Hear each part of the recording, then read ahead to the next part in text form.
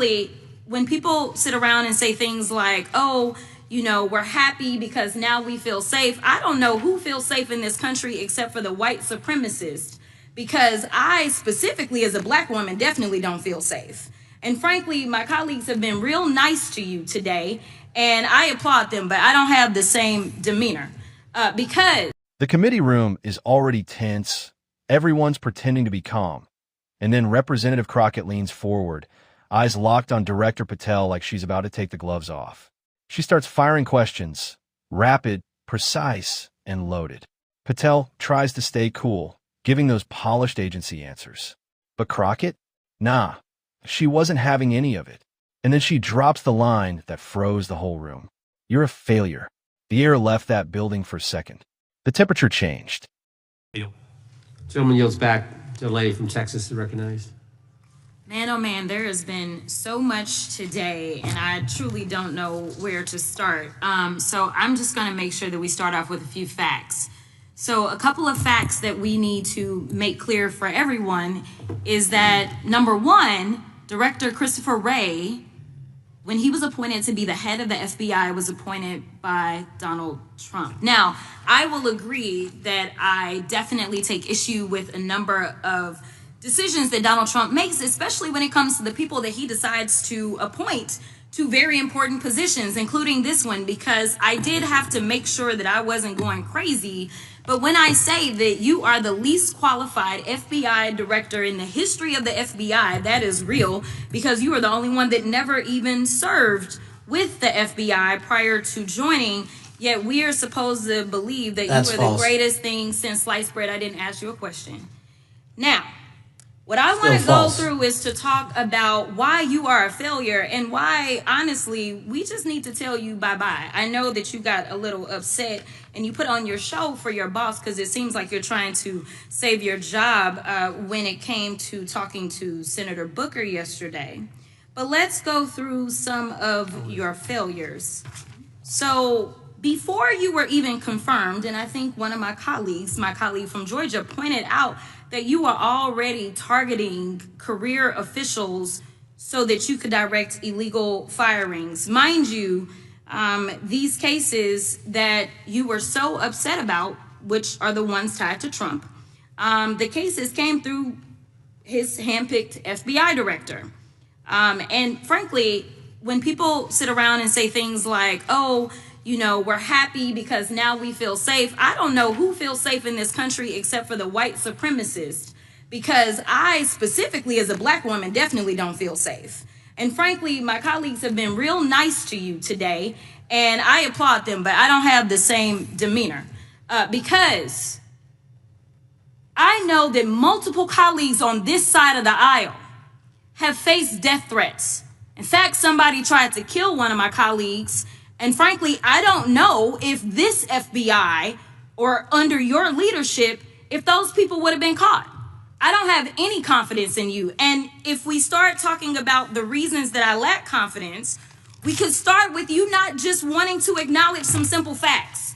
Simple facts like the vast majority of the threats are coming from right-wing extremism. And I know my colleagues have tried to stress this, but I decided that I would maybe do it in a different way. Number one, I have a couple of UCs. Kim Buck, one of multiple Republicans receiving death threats for voting against Jim Jordan as House Speaker. Without objection. Another one, Republican lawmaker says she received death threats after voting against Jim Jordan in Speaker's race. Without objection. In addition, there was another one from another colleague who now is leaving Congress because they said that they were calling his wife anonymously and threatening her life to the extent that she ended up sleeping with a firearm. Without objection. Okay, so here's the deal.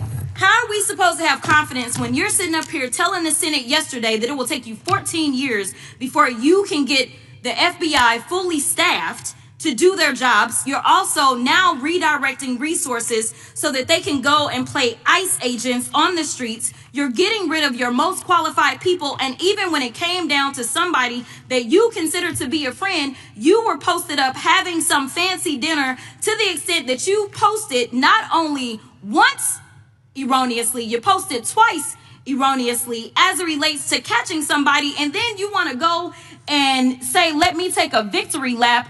Because honestly, if it wasn't for parents deciding that they were going to turn in their child, it seems like y'all wouldn't have got there, even though he literally confessed online. So I'm confused about what it is that the FBI is doing, except for trying to put on a show for the apprentice, or whatever you want to call him.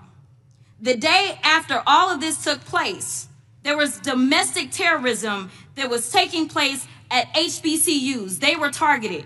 Yet I didn't hear anything from the FBI about what was going on. And again, black people kept saying, how did we end up in this? Because the numbers are so very clear that white supremacy is a problem.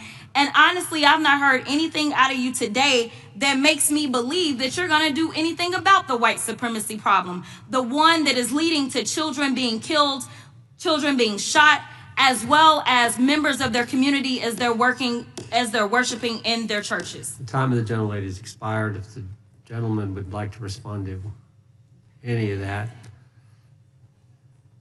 Well, I mean, I'll respond. Kash Patel, as I said when I introduced him, public defender, former prosecutor, top staffer on the House Intelligence Committee, Deputy Director of National Intelligence with the National Security Council, Chief of Staff at the Department of Defense, and FBI Director. I think that's pretty good resume for the guy who's now running the top law enforcement agency in our country. And we've seen all the stats that he's given to the committee on how much better they're doing at getting the bad guys than the previous guy was doing. With that, I recognize the gentleman from South Carolina. Thank you, Mr. Chairman. Director Patel, I think you're witnessing some auditions. Crockett doesn't slow down. She presses him about oversight, transparency, alleged intelligence failures. Every weak spot she believes the Bureau has dropped the ball on. She brings the receipts, the attitude, and that signature Crockett precision cut shade. Patel tries to defend himself, but she cuts through his answers like a hot blade. Every time he tries to pivot, she snaps him right back to the point. No, answer the question. Stop dodging. That's not what I asked. The tension? Through the roof. By the end of it, Patel looks like he just ran a mental marathon, and Crockett walks out like she dropped the final verdict.